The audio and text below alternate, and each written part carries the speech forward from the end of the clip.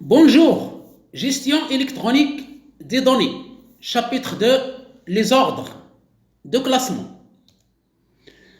On va d'abord commencer par un cas pratique pour comprendre un peu ces ordres de classement. Il s'agit de ce que dit la loi sur les ordres de classement. Par exemple, lorsqu'on prend un document ou bien une pièce comptable qui est la facture vente, la loi nous oblige à classer ces documents par ordre numérique. Donc voilà un exemple d'ordre de classement, l'ordre numérique. Le Code général des impôts stipule qu'il faut donner aux acheteurs des factures tirées d'une série continue, c'est-à-dire en ordre numérique, selon une série continue avec toutes les indications et les informations que doit comporter une facture, notamment son numéro qui doit être continu. Pourquoi la loi oblige les commerçants à classer leurs factures vente par ordre numérique?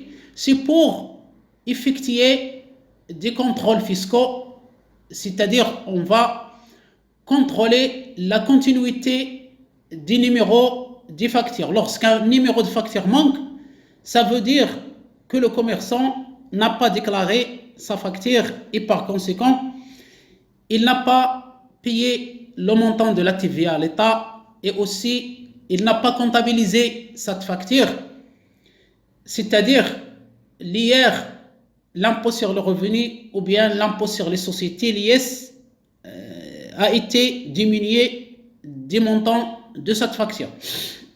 Donc c'est principalement pour motif de contrôle fiscal que la loi oblige les commerçants, les sociétés à classer leurs factures par ordre numérique. Voilà pour le cas pratique.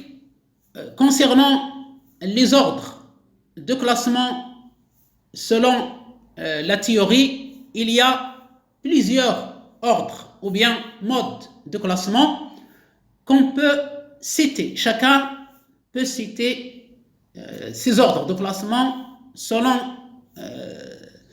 ce qu'il voit comme critères de classement. Par exemple, un classement alphabétique selon la première lettre d'un titre ou bien d'un nom, etc.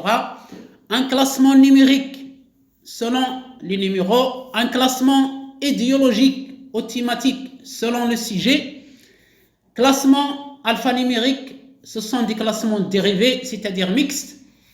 Un classement chronologique par date, un classement géographique par lieu, un classement décimal par classe, la classe 1, la classe 2, la classe 3, jusqu'à la classe 10. C'est comme le classement ou bien l'ordre de classement du plan comptable. Le plan comptable est classé selon un classement décimal parce qu'il y a 10 classes. Il y a aussi la classification décimale universelle qui classe les sujets du savoir humain en 10 classes. Il y a l'autre classification, la classification décimale de Dewey, CDD, elle aussi, elle est basée sur le classement décimal, etc., etc. Donc, on peut bien citer plusieurs ordres de classement selon le critère pris pour classer les objets, les documents, les données, l'information, etc., etc. Mais en réalité, on peut regrouper ces différents ordres de classement, ces différents modes de classement en seulement deux principaux types. Soit le classement est un classement thématique hiérarchisé, soit le classement est un classement sérial. Pour le premier type, classement thématique hiérarchisé, c'est un classement global, logique, hiérarchisé des documents, des données en fonction d'un plan de classement. Donc il faut d'abord mettre en place un plan de classement, un guide pour classer les documents selon les thèmes, puis on va classer ces documents selon ce plan de classement, et le classement est un classement thématique hiérarchisé, il y a une hiérarchie. Deuxième type de classement, c'est le classement sérial où on regroupe tous les classements en continu. A, B, C, D, 1, 2, 3, le 1er janvier, le 2 janvier, le 3 janvier, etc. C'est-à-dire, on se base non pas sur le thème, mais sur un critère unique. C'est-à-dire, le mot-clé qu'on dit, keyword, on va se baser sur un seul critère. On classe les mots-clés, on classe les titres, on classe les objets, les données selon un seul critère. Il peut être d'ordre chronologique, c'est-à-dire un ordre de classement chronologique. Le critère unique ici est la date. Il peut être un ordre de classement alphabétique. Le critère ici, c'est la première lettre du mot-clé ou bien du début d'un titre ou d'un nom, etc., etc. Ça peut être un ordre de classement numérique selon le critère numéro. Ça peut être un classement géographique, ordre de classement géographique selon chaque zone. Par exemple, lorsqu'on prend une carte administrative, on la divise en communes, on peut classer selon chaque localité, selon chaque commune. Voilà donc pour les deux grands groupes d'ordre de classement. Le classement thématique hiérarchisé et le classement sérial. Maintenant, quand est-ce qu'on doit adopter un ordre de classement? D'abord, lorsque la loi nous oblige à adopter cet ordre de classement, et nous avons vu le cas pratique des factures ventes qu'il faut classer par ordre numérique continu. Donc, on peut adopter un ordre de classement lorsqu'on dispose d'un grand nombre de données, d'un grand nombre d'informations comparables, parmi lesquelles on doit faire des recherches fréquentes. Nous avons un grand ensemble de données qu'on peut comparer, par exemple des noms de personnes. Nous avons des milliers et des milliers de noms. On doit classer ces noms selon un critère parce qu'on effectue des recherches fréquentes sur ces noms, par exemple. Pourquoi adopter un ordre de classement? La raison, c'est que l'ordre de classement, notamment un ordre de classement rigoureux, exact, avec des critères précis, tout cela permet d'éviter les pertes de temps lors de la recherche des données, de l'information, des documents. Si le classement alphabétique de mots isolés offre peu de difficultés, lorsque nous avons des mots, pour les classer par ordre alphabétique, c'est très simple, c'est très facile, mais dans le cas où nous avons des noms composés, ces noms sont composés de plusieurs mots. Par exemple, les noms propres, notamment les noms propres français, égyptiens, de l'Arabie Saoudite, de tous les pays du Golfe, on trouve un nom composé de 4 mots, 5 mots, ou même plus. Aussi dans le cas des dénominations, c'est-à-dire les noms des entreprises ou bien la raison sociale. On dit dénomination ou raison sociale, c'est-à-dire le nom de l'entreprise. On trouve des noms composés de plusieurs mots. Par exemple, entreprise nationale de construction des grandes œuvres du Sud, etc., etc. Donc, on trouve plusieurs mots. Donc, comment classer les noms composés de plusieurs mots? Par exemple, ici, nous avons l'écrivain français Guy de Maupassant.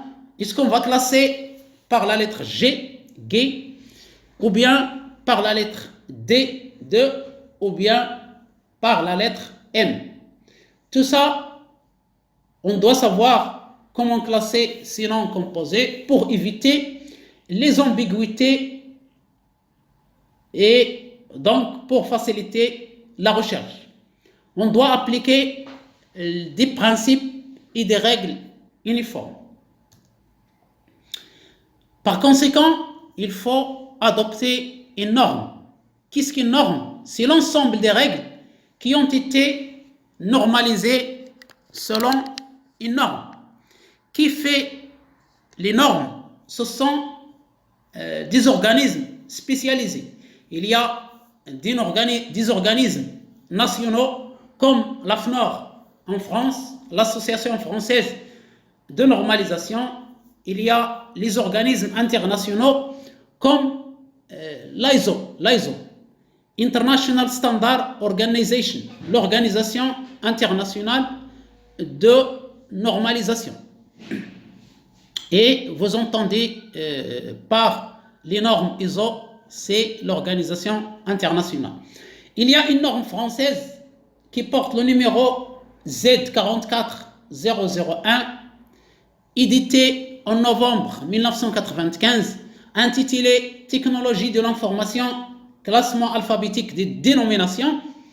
Cette norme a pour objet d'exposer les principes du classement alphabétique des noms et dénominations des personnes physiques et morales, c'est-à-dire dénomination, c'est le nom des entreprises, et d'énoncer une règle générale permettant d'effectuer un classement rapide et de retrouver dans le minimum de temps une dénomination dans un répertoire.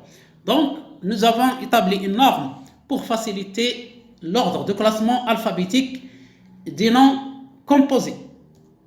Voilà la norme. Il est édité en novembre 1995.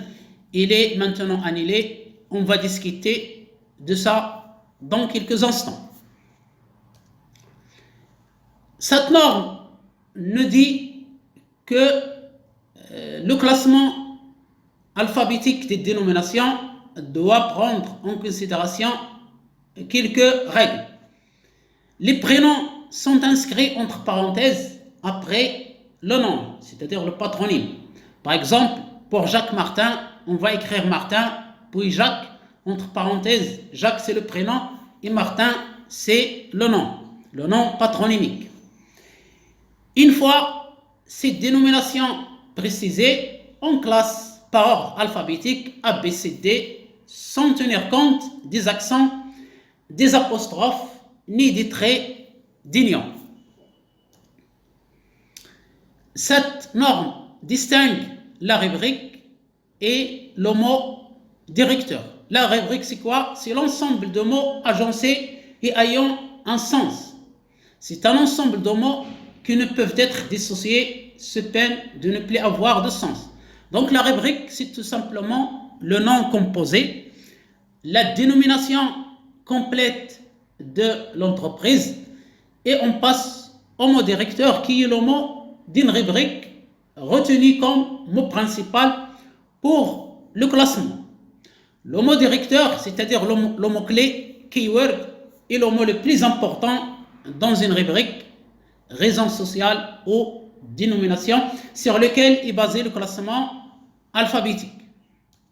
On va voir ici un exemple, la rubrique, lorsque nous avons par exemple cabinet comptable Saïdi Mohamed, le mot directeur c'est Saïdi, c'est lui qui est le plus apte à distinguer l'entreprise cabinet comptable Saïdi Mohamed. Donc on va classer ce mot composé par la lettre S, Saïdi. C'est le mot directeur, c'est le mot-clé, c'est l'entrée de classement.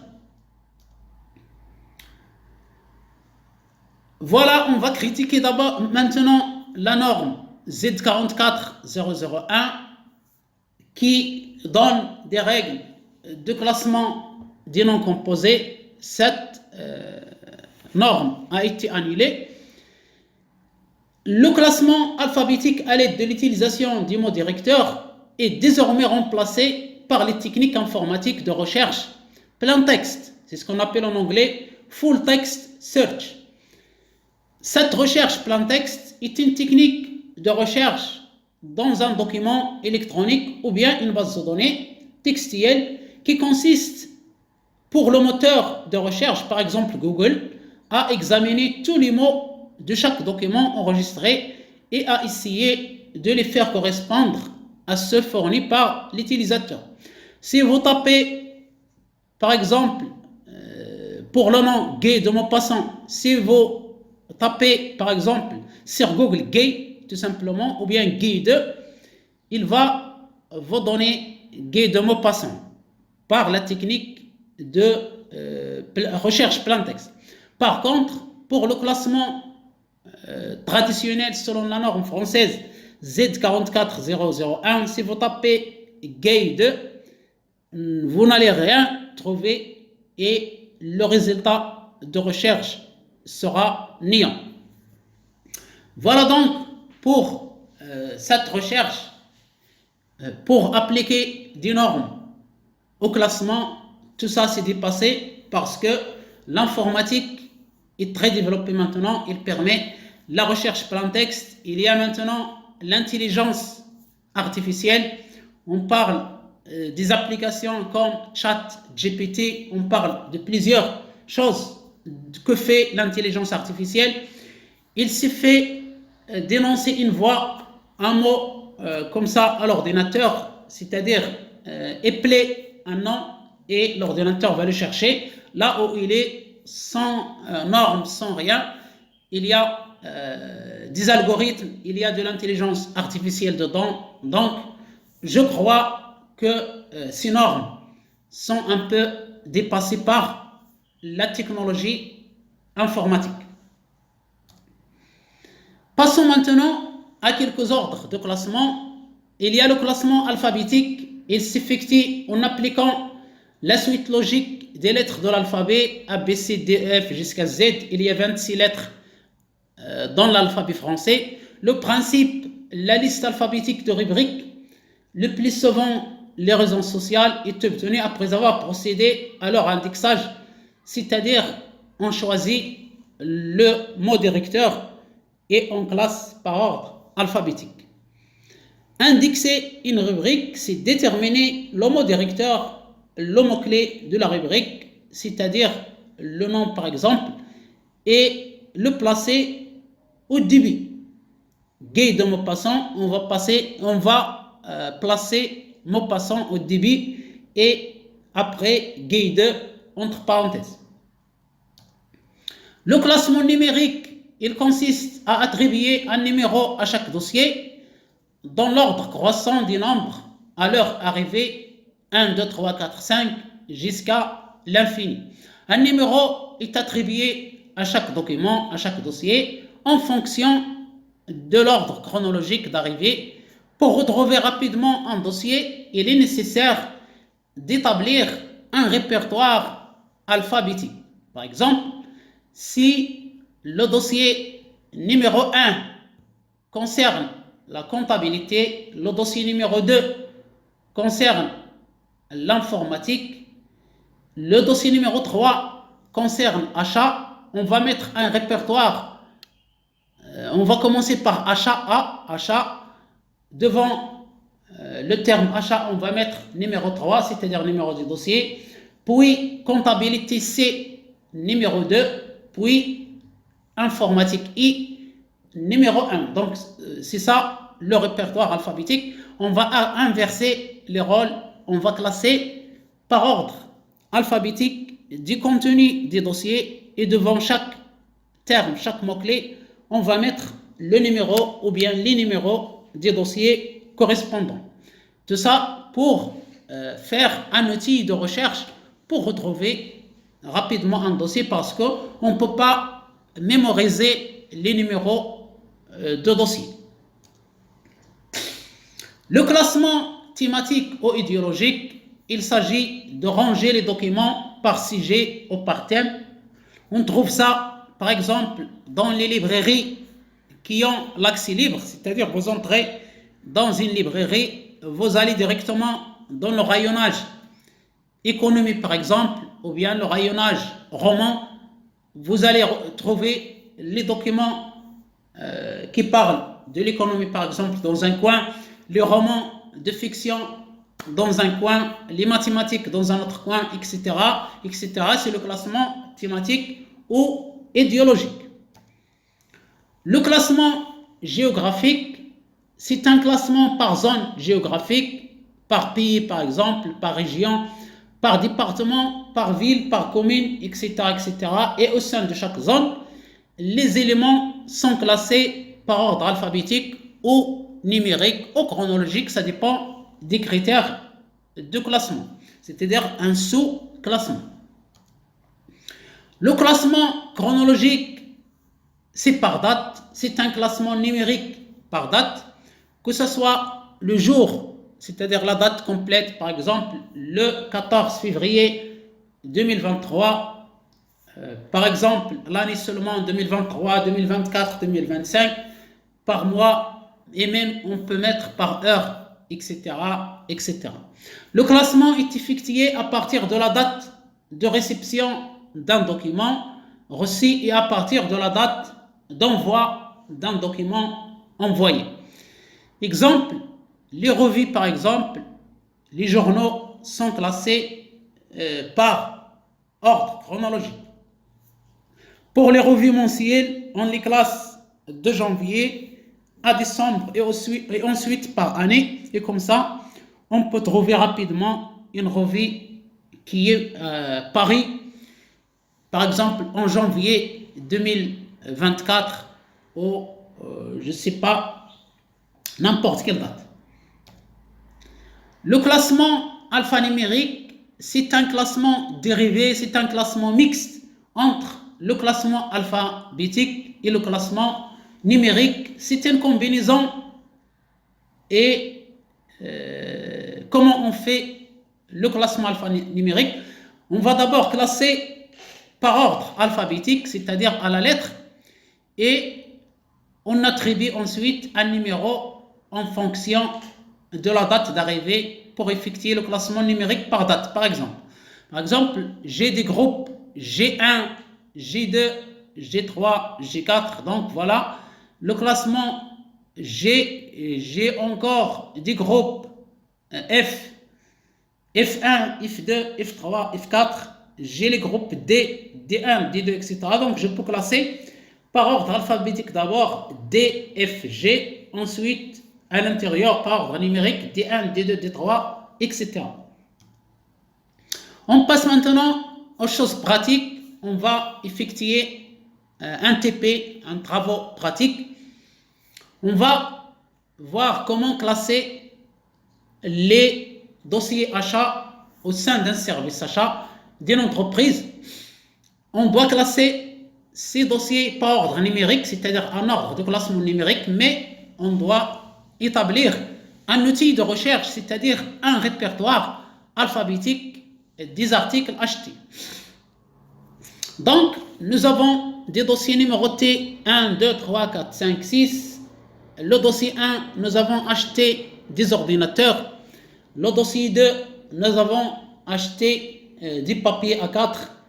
Le dossier 3, nous avons acheté des stylos. Donc, on va mettre un répertoire O, par exemple, ordinateur O, numéro 1, P, papier, numéro 2, S, stylo, numéro 3, je ne sais pas, une autre lettre, par exemple, cahier C, on va le mettre au début, et le numéro 4, par exemple, du dossier, s'il y a un autre dossier où on a acheté le cahier, par exemple 8, 18, 24, 25, on va les mettre tous devant cahier et on va classer par ordre alphabétique pour établir un outil de recherche, un répertoire alphabétique, parce que nous avons le classement numérique. Donc rappelez-vous que lorsqu'on a un classement numérique, il faut établir un répertoire alphabétique pour faciliter la recherche. Et avec l'informatique maintenant, on n'a pas besoin de ce répertoire alphabétique lorsque nous avons par exemple une liste Excel classée par ordre alphabétique, la colonne A avec les numéros de dossier, la colonne B avec les désignations, c'est-à-dire les intitulés de dossier. Pour effectuer une recherche, c'est simple, il suffit d'appuyer sur les deux touches CTRL F, Find, pour taper le mot que vous voulez et Excel va le trouver rapidement. Donc, il faut tenir compte de l'évolution des technologies de l'information. L'informatique a bouleversé ces méthodes de classement, ces différentes normes qui ont été utiles dans un certain temps, c'est-à-dire dans le temps où il n'y a pas une large utilisation de l'informatique, où on entre dans une bibliothèque et on trouve des fiches, c'est-à-dire on va chercher un document par titre par exemple ou par auteur. Cette ère est désormais révolue. On cherche directement sur Internet à l'aide d'une application le document qu'on veut, on le commande à distance, puis on peut même le télécharger sous format PDF. Donc les choses ont changé, mais les requis de cours sont comme ça. Il faut rappeler les choses théoriques, il faut savoir notre histoire, comment les choses ont évolué, comment la gestion des données, la gestion des documents a passé d'une gestion traditionnelle à une gestion électronique des données qui est l'objet de ce cours. Deuxième type, on va étudier l'ordre de classement d'un plan comptable. Le plan comptable général marocain, on va voir comment le plan comptable est classé. Est-ce qu'il s'agit d'un classement alphabétique? Est-ce que c'est un classement numérique? Quel est le classement? La réponse est: c'est un classement décimal. C'est un classement thématique et hiérarchisé. Les immobilisations toutes seules, l'actif circulant tout seul, le passif immobilisé tout seul. Donc ce sont des thèmes et le classement se fait à l'aide d'un numéro de classe. C'est-à-dire il y a 10 classes, la classe 0 jusqu'à la classe 9. Il y a des sous-classes, des rubriques, tout ça, vous allez le retrouver dans ce document lorsque vous faites ce TP. Il ne me reste qu'à vous remercier infiniment. Je vous souhaite une excellente journée et à bientôt.